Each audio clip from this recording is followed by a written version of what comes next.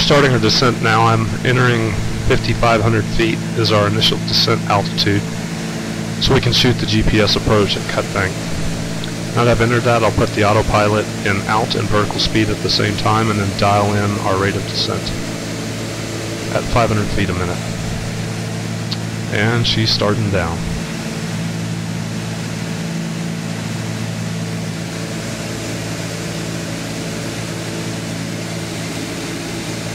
Bring the manifold pressure back to approximately 17 inches.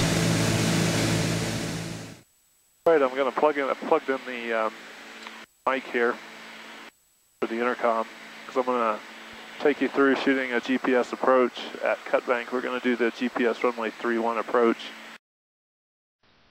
This is the GPS approach. We'll be coming in from the southeast and landing on runway 31 at Cut Bank. So we've got Cut Bank as a waypoint in right now, so we just need to load the GPS approach. So I'm going to hit procedure.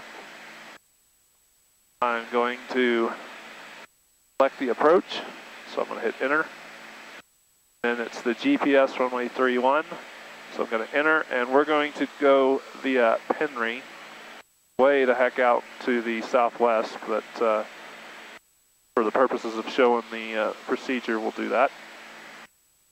Or actually, let's go to Agrin. Agrin is to the east of Cut Bank. So we're going to activate this, so now that will be in our flight plan now.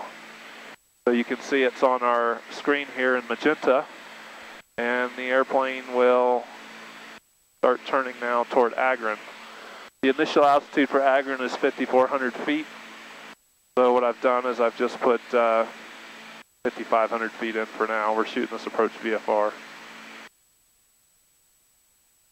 Agrin's over the town of Shelby, Montana. The Agrin there, and then from there we're going to go to the west to Eppley intersection, and then turn inbound, and at Malco we'll start our descent for the runway.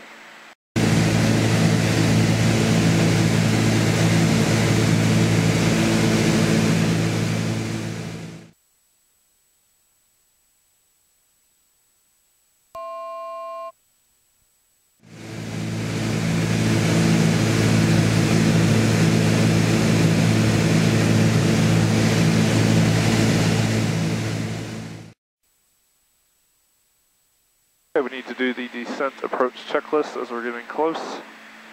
So armrests are stowed,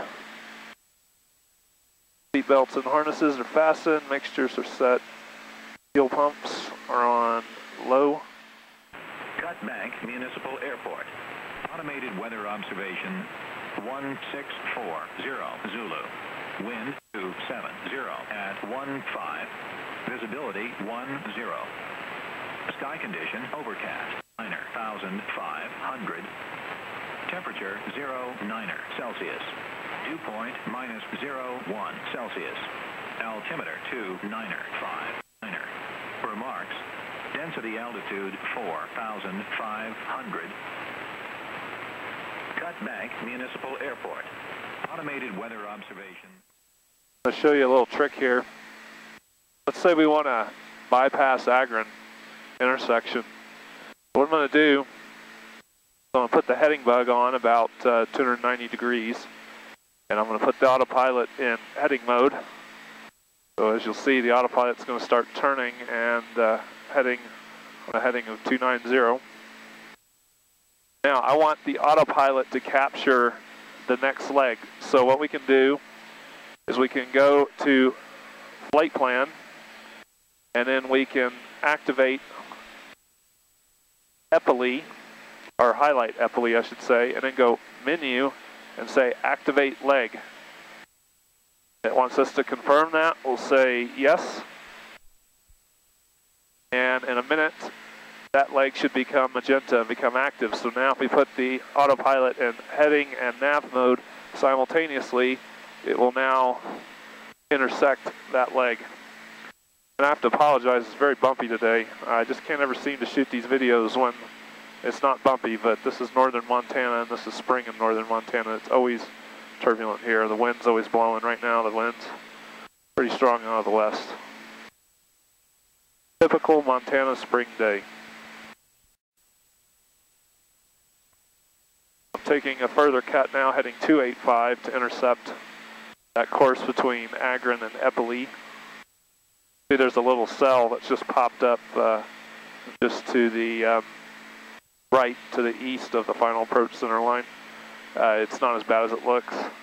That's it there. It's just a bit of virga, maybe reaching the ground. Forecast. The symbols you see right there are wind turbines.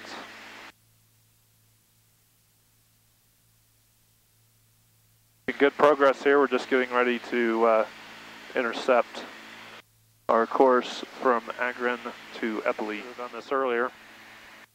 We can put in our minimums, so it will enunciate minimums when we get to it. So go to the flight plan page. We put our cursor down here on the minimums tab here. We put in the minimums of 4220.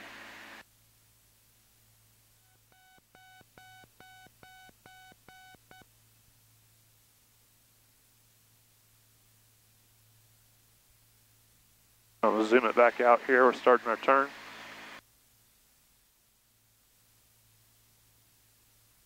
The little trick I like to do is once the autopilot, if I'm letting the autopilot fly the plane, finds a heading that keeps our track up on our final approach course, I center the heading bug. That way when I want to hand fly it, I can just fly the heading bug to help keep me on my course. So right now the autopilot's still kind of hunting a bit. It is windy and it is bumpy, and it's just trying to get us onto the right heading to hold our track. Final approach speed will be approximately 125 miles an hour. That's blue line, roughly plus 10. I like to stay just above the blue line until very short final. Okay, I put the autopilot in approach mode. You can see the glide path coming down.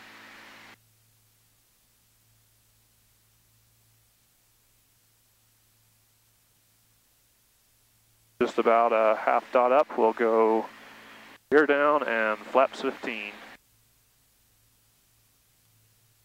Still going to pitch up just a bit because those flaps really create a pitching moment, and now she's coming down. And I'm going to go to the props to higher PM. Preparation for landing. Gears down. So gas, undercarriage, mixtures, props, boost, flaps to go. And since we're going to land with flaps 15, landing checks are complete. So flaps not to go.